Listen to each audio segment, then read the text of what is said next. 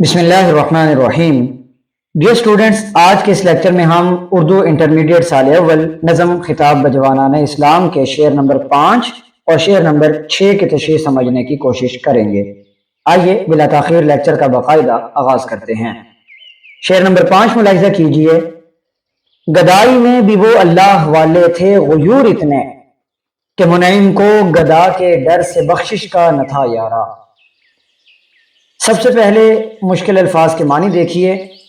گدائی فقیری، محتاجی، غیور غیرت مند، منعم یہ لفظ انعام سے بنا ہے، امراء دولت مند، گدا فقیر، بخشش عطیہ انعام یا خیرات، یارہ حوصلہ طاقت یا جرت۔ اس شعر کا مفہوم کچھ اس طرح ہوگا کہ وہ اللہ والے یعنی ہمارے آباء و اجداد فقیری میں بھی اتنے غیرت مند تھے کہ امراء کو یہ ہمت نہیں ہوتی تھی کہ ان کو خیرات کے طور پر کچھ دینے کی جرت کر سکیں۔ اب اس کی تفصیل ہم دیکھتے ہیں، تشریح دیکھتے ہیں۔ سب سے پہلا پوائنٹ ہے خوددار اسلاف۔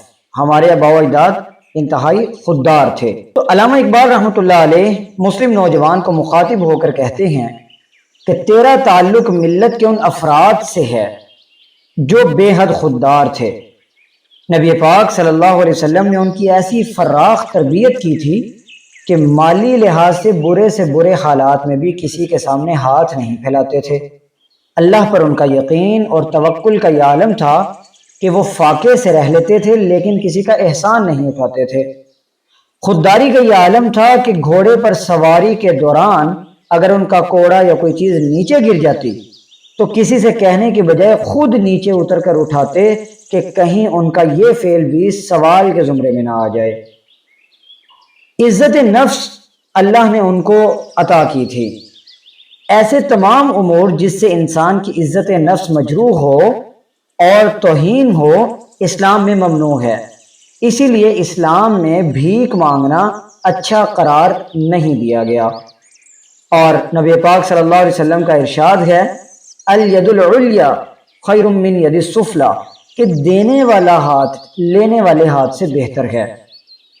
علامہ اقبال رحمۃ اللہ علیہ کہتے ہیں کہ اے مسلم نوجوان، تو اس عظیم قوم کا فرد ہے جس کے افراد اتنے خوددار اور غیرت والے تھے کہ امیر آدمی کو ہمت ہی نہیں پڑتی تھی کہ وہ ان میں سے کسی کو خیرات دے۔ ہوتا کیا تھا کہ یہ بظاہر غربت کا لباس پہننے والے کئی بار ایسا بھی ہوتا تھا کہ بہت امیر ہیں۔ اب اسی وجہ سے منعم یعنی دولت مند لوگوں کو ایسے لوگوں کو خیرات دیتے ہوئے ان کی ہمت نہیں ہوتی تھی کہ کہیں یہ میرے سے بھی امیر نہ ہو اور یہ خیرات کے سمندر نہ بہا کے آیا ہو۔ ایک تو یہ وجہ بھی ہو سکتی تھی، دوسرا یہ کہ وہ غیرت مند اتنے تھے کہ اگر ان کو کوئی خیرات دیتا تو وہ ڈانٹ دیتے اور ناراض ہو جاتے۔ اسی وجہ سے جو منعم ہیں، جو دولت مند لوگ ہیں، وہ ان اللہ والوں کو خیرات دینے سے ڈرا کرتے تھے۔ علامہ اقبال رحمۃ اللہ علیہ کا شعر ہے کہ غیرت ہے بڑی چیز جہان تگ و دو میں، پہناتی ہے درویش کو تاج سر دارا۔ علامہ اقبال رحمۃ اللہ علیہ مسلم نوجوان کو اپنی خودی بیدار کرنے کا درس دے رہے ہیں۔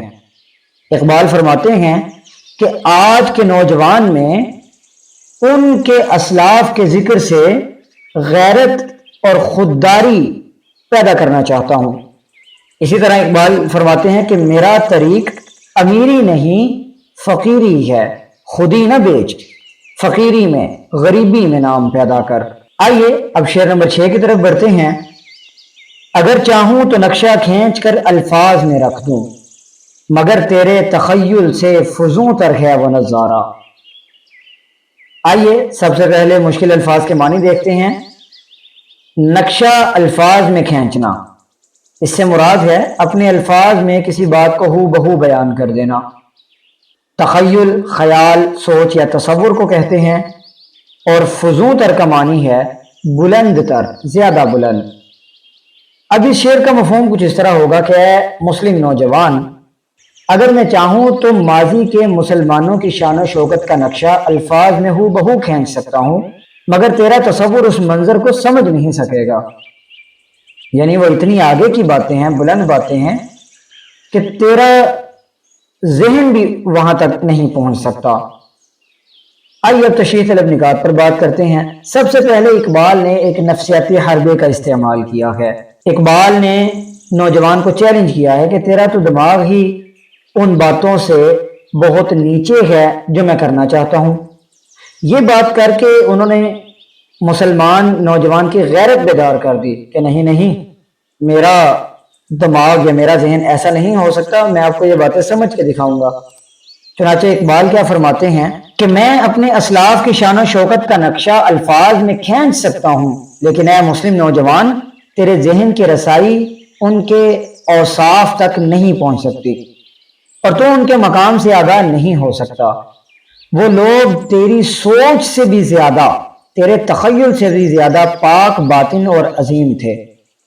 تیرے اسلاف عظمت اور بلندی کے مینار تھے، اور تاریخ گواہ ہے کہ قرون اولا کے یعنی اولین زمانوں کے جو مسلمان ہیں وہ بہادر تھے، بے باک، توحید پرست، عدل و انصاف کے پیکر، انسانیت کے غمخوار اور باطل قوتوں کو پاش پاش کرنے والے تھے۔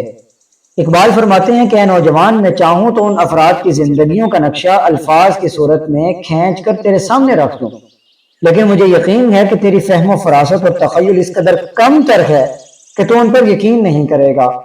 تم ان کے شاندار ماضی کو تصور کر کے حیرت زدہ ہو جاؤ گے اور شاید یقین بھی نہ کر سکو۔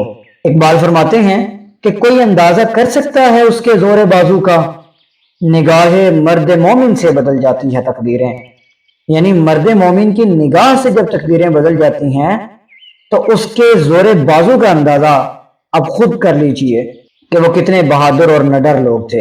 علامہ اقبال رحمۃ اللہ علیہ مسلمان نوجوان کی حالت زار کو بیان کرتے ہوئے کہتے ہیں کہ تو پست خیال اور پست ہمت ہے، تیرا خیال بھی بہت محدود ہے اور تیری ہمت بھی کم ہے۔